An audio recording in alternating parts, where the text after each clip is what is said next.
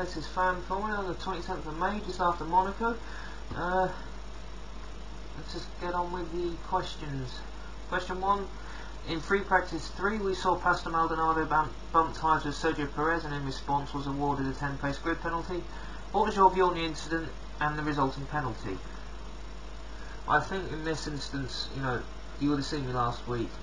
Quite just, well, last time.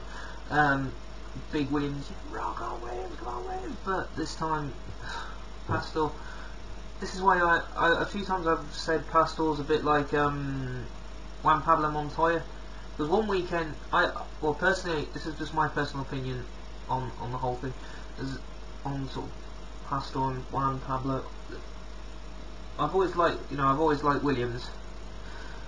But when Juan Pablo drove for them, I could like him one week and be like, yeah, go on, son, go on, son. And then the next week I'm like, what the hell are you doing, you?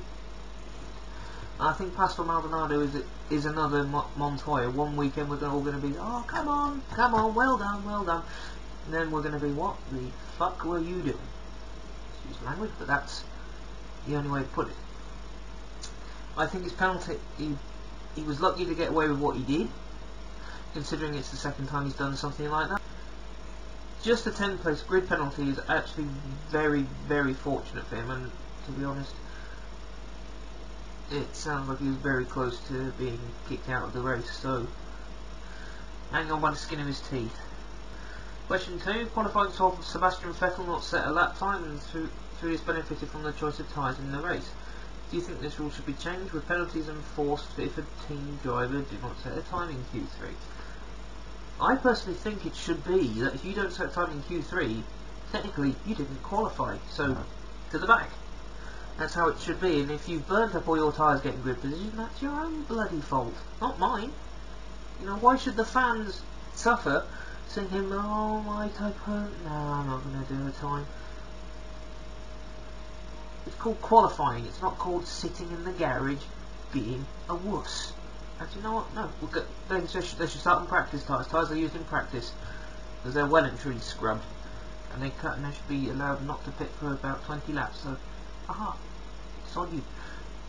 Anyway, question 3 is slow pit stop for Hamilton, being hit on the head by numbers falling off pit boards, and the lack of communication regarding Sebastian's pace left Lewis Hamilton frustrated with the race. Do you think this will affect his upcoming contract renewal, and what do you think his options would be aside from McLaren? Well, I've said in other blogs I do for Netcars, etc., that it's incorrect, it's not healthy for Lewis Hamilton to stay at McLaren. It's not a healthy thing to do, because he's stuck in a comfort zone of just liking, stuck in a comfort zone of McLaren and all their sponsors. I think Lewis needs to get out of McLaren because, if you look at a lot of the great drivers, so Jackie Stewart he raced with BRM, there was Matra Tyrrell, and then there was Tyrrell. I know there's a difference between Matra Tyrrell and Tyrrell, because Tyrrell was a complete new startup and Matra Tyrrell was something slightly different, a bit different to Matra Ford. Then Lewis's hero, Ayrton, he raced with Tolman, he raced with John Player's Special Lotus, he raced at McLaren, granted for a number of years, but it was still his third team. Then he went to Williams, where we know all what happened. That was 4 teams. But that's 4 teams he raced at. Mansell raced at Williams for numerous times. He meant to have gone over to McLaren. He raced at Ferrari. I believe he started at Lotus. Graham Hill, he raced at Lotus and BRM, and then Embassy Hill. Prost was McLaren, Renault, McLaren, Ferrari, Williams. Alonso was Minardi, and then I believe he raced at Minardi, then he went to Renault stroke Benetton, then McLaren, back to Renault, then to Ferrari.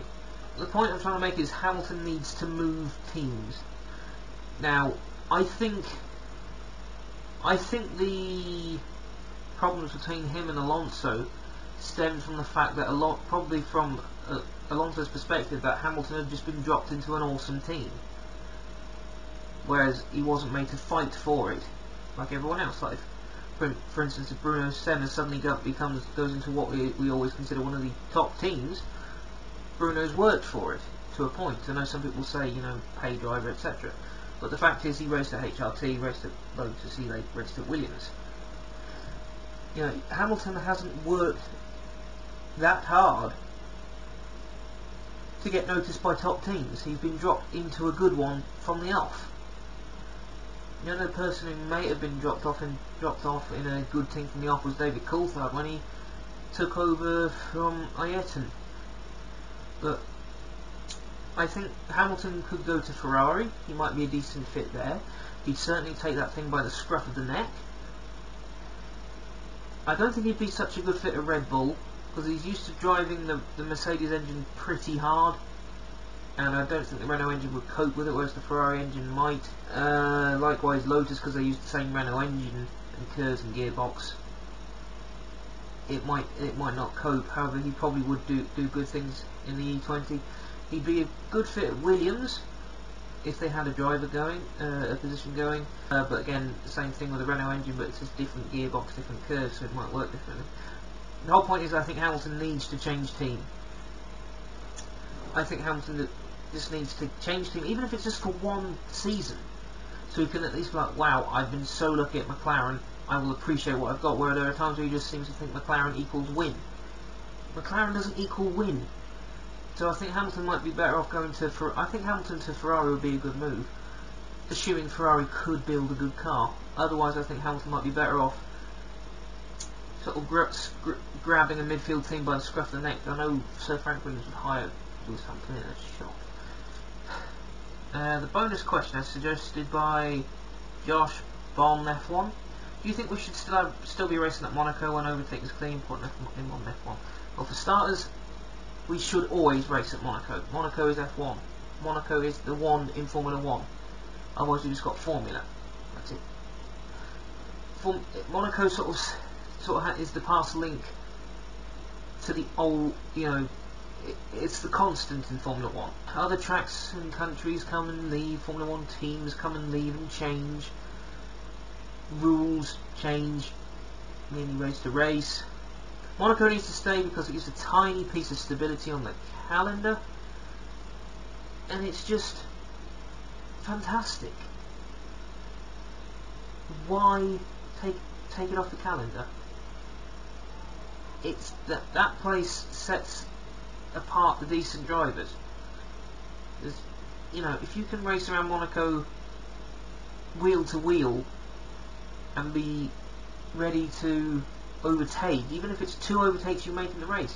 The fact is, you made 2 overtakes without needing all these hundreds of yards of runoff area. In fact, I think Monaco needs to stay, because apart from I know there always has a high crash rate, but it needs to stay, if nothing else, to remind drivers when they crash out that they are not immune to crashing, that they are not immune to mistakes, and Monaco punishes mistakes.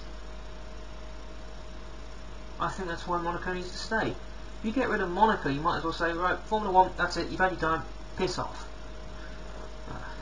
Anyway, it's the end of this fan formula, but I just want to say sort of a bit of a message before I go into some Storm Space stuff. I recently, it was my birthday on the 15th of May, but the day before that I learned some horrible news that a friend of mine, who's only 24, was killed in a motorbike accident. And I went and saw his mum and dad today because they're good family friends, and they showed me where he's been laid to rest, and that really got, quite understandably gets you right there. I just would like everyone, I know you see signs everyone, oh yeah, but until you see how people are torn apart by, and I think everyone just needs to. It's a two-way street. Motorcyclists need to think, need to think, can I be seen, etc. And drivers obviously need to always check and double check for motorbikes, even if at junctions, if your favourite song's on, and just turn it off. Make sure you can hear a motorbike coming. I mean, it's really got his parents in it. The guy, I won't give away too many details because. Well, I haven't got permission from his mum and dad to do that. His family are the best people you can meet. You couldn't meet a better person than the guy. And to be honest, it's gonna hurt for a long time. So just think motorbike, please. And just some quick Storm Space stuff. There's no video this week because we got some technical problems yet again. Having problems getting, well, got to think where the ideas come from, mostly me, so well, not saying I'm running out of ideas, I'm just not sure how to put some of them into action. I still need the voice actress for Where's My Liberty, just one person, that's it, and then that whole project can be on the go. So I might actually end up having to, I say I've got, they only need one voice actress, I might potentially need two, because the other lass who I've already got, she hasn't said anything about what she's doing yet, as of yet. So yeah, it's the end of this fan form, and like I said, just please think motorbike. See you later.